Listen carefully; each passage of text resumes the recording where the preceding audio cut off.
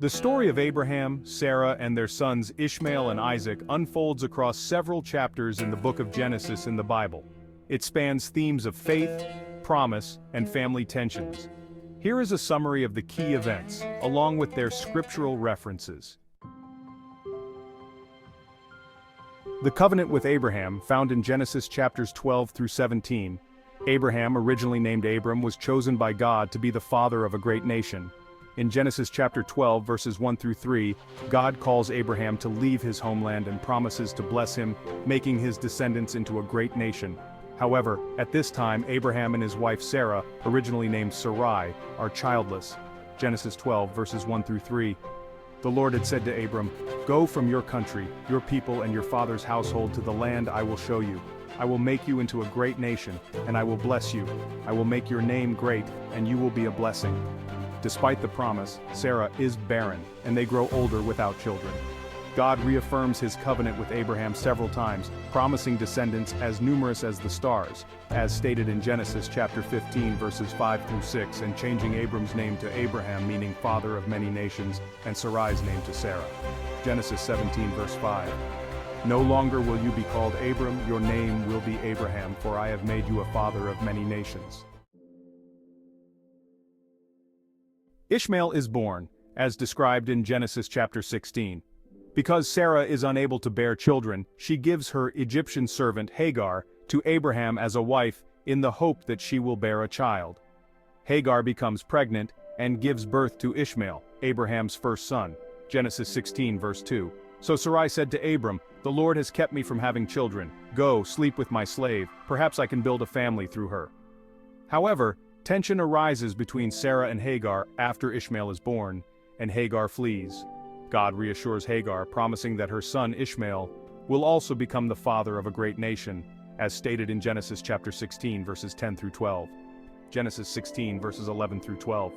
The angel of the Lord also said to her, "You are now pregnant, and you will give birth to a son. You shall name him Ishmael, for the Lord has heard of your misery." The promise of Isaac, found in Genesis chapter 17 through 18. Even after the birth of Ishmael, God reiterates that Sarah will bear a child and that the covenant will be established through this child. Despite their old age, Abraham is 100 and Sarah is 90, God promises that Sarah will have a son and they will name him Isaac. Genesis 17 verse 19. Then God said, "Yes, but your wife Sarah will bear you a son and you will call him Isaac. I will establish my covenant with him as an everlasting covenant for his descendants after him." When Sarah overhears the news, she laughs at the idea of bearing a child in her old age, which gives Isaac his name, meaning laughter, as described in Genesis chapter 18 verses 12 through 15. In fulfillment of God's promise, Sarah miraculously conceives and gives birth to Isaac. Abraham circumcises him on the 8th day as part of God's covenant. Sarah is filled with joy at the birth of her long-awaited son. Now the Lord was gracious to Sarah as he had said, and the Lord did for Sarah what he had promised. Sarah became pregnant and bore a son to Abraham in his old age, at the very time God had promised him. As Isaac grows, tensions between Sarah and Hagar increase, especially when Sarah sees Ishmael mocking Isaac during a celebration. Sarah urges Abraham to send Hagar and Ishmael away, and she said to Abraham, "Get rid of that slave woman and her son, for that woman's son will never share in the inheritance with my son Isaac." Abraham is distressed by this, but God reassures him that Ishmael will also become a great nation. Abraham sends Hagar and Ishmael into the desert, where God provides for them and reiterates his promise that Ishmael will become a great nation.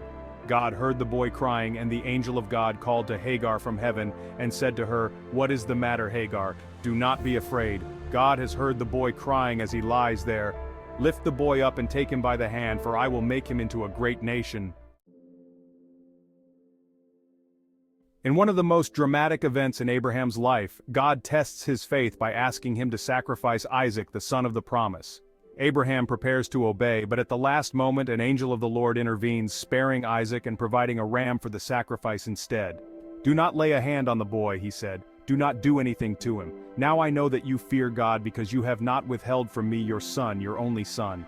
This event solidifies Abraham's unwavering faith in God and further cements the covenant that through Isaac, Abraham's descendants would inherit the land of Canaan and bless the world. The land of Canaan in the Bible corresponds to a region that includes modern-day Israel, Palestine, Lebanon, and parts of Jordan and Syria.